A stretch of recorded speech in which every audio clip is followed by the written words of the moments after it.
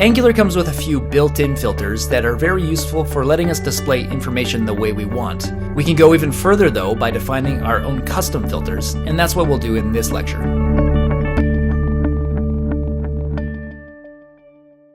So like we said at the end of the last lecture, it would be really nice if we could have users select which minimum and maximum price they want for their property search. And we can do this really easily with a custom AngularJS filter. Now, we've seen some of the filters built in with Angular, but we can also create our own filters to do pretty much whatever we want. So let's head back over to index.html, and I'm going to paste in quite a bit of new HTML, but really all this is some selects with some options for different price ranges.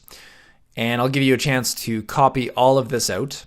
As you can see here, we've got an ng model on each of these select elements, and we're pointing the selects to a property called priceinfo.min, and then the other one over here, priceinfo.max, for the minimum and maximum prices. Okay, so if you save that and check it out in the browser, we'll see that it shows up, but the styling isn't all that nice yet. So let's fix that up now. Let's create a new folder called CSS. And within that folder, we will do a new file called style.css. Really simple. And within style.css, let's just paste a simple style for our price form. We've already got a class of price form on our elements back over here in index.html. So let's take a look at what that looks like now. Before that'll work though, we do need to make reference to our new CSS file right up here. So we'll create a link, and we'll point it to CSS and style.css. And if we refresh, we see that we have it coming in. And one additional edit that we can make is we can wrap this in a container now. And so back over here, we'll just put a div with class of container. We'll take the end div and place it down here. And let's make sure that works. All right, perfect, it's showing up well.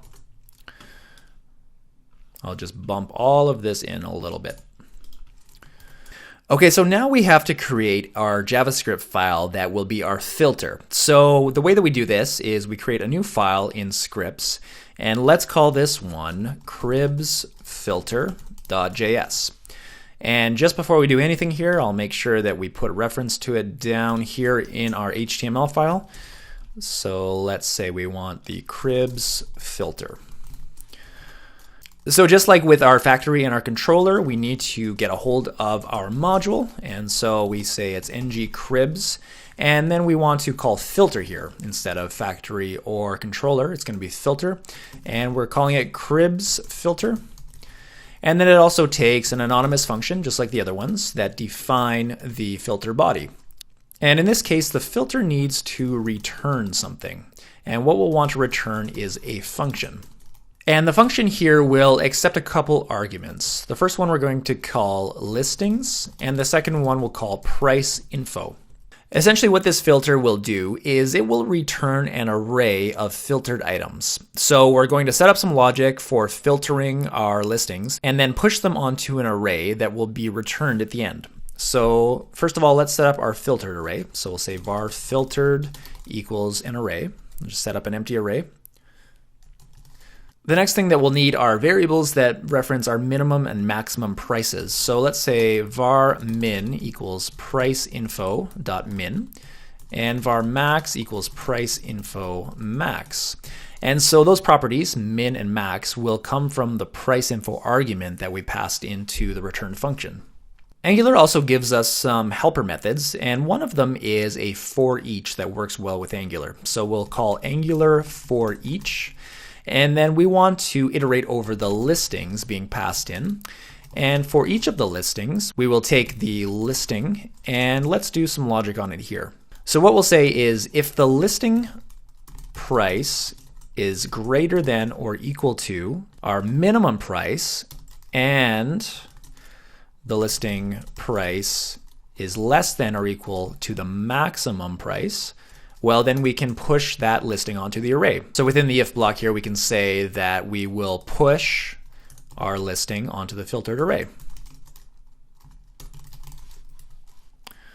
And so once all of that is complete, we will return the filtered array. So just to go over this once again, our filter is going to return a function that takes some listings and price info details, and it's going to set up an array that gets returned. Now this array is going to have on it any listings that fall between our price ranges. And these price ranges are referenced with the minimum and maximum properties on price info.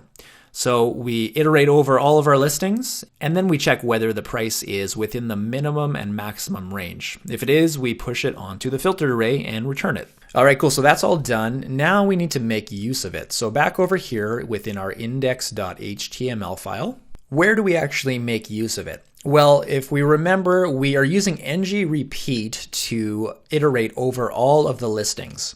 And this is exactly where we can use the filter. So once again, we use filters by accessing the pipe, and then we can call our filter. So like we saw previously, we can use currency or JSON or any of Angular's built-in filters. But in this case, we'll use our custom filter, and we just access it by calling cribs filter.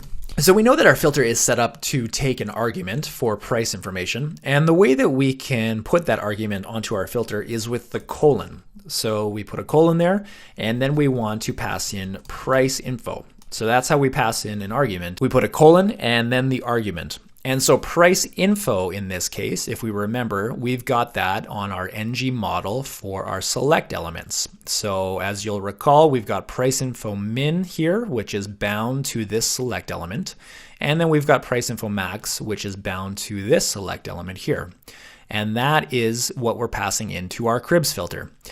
You'll recall though, back over in cribs filter, that we have listings as the first parameter here and price info as the second one. And listings actually comes from the iterated items themselves. So our listing data will actually be the first parameter for cribs filter. All right, so let's save this and we'll head back over to the browser and refresh to see if it has worked. So as we can see, there aren't any listings showing up, but let's take a look at what happens if we select a price range. And there we go, we get some listings that show up. So the problem is that when the application first loads, there aren't any values initialized for our minimum and maximum prices. And that means that we will get an error and that there won't be any listings. However, once we set those properties, the filter will do its thing and show the listings appropriately. So what we can do here is set up some initial values on the minimum and maximum price so that we don't get just a blank screen when the app loads. So let's head back over to the controller to make these changes. And we can actually just get rid of that test hello message that we had. And what we'll want to do is access our price info property on scope. So we'll ask for price info. And then to initialize it, we can set it to an object with some properties. So the first property will be min, and let's say the minimum price is 0 to start off with, and then the maximum can be, let's say, 1 million. And now we will have some initialized values for our price info. So let's head back over and see if this works. We reload, and sure enough, we get all of the properties showing up. So once again, we can set which values we want for our filter, and we can initialize some values right off the bat so that we don't get a blank screen showing up. So that's it for filters. In the next lecture, we're going to see how we can let the user add new listings in.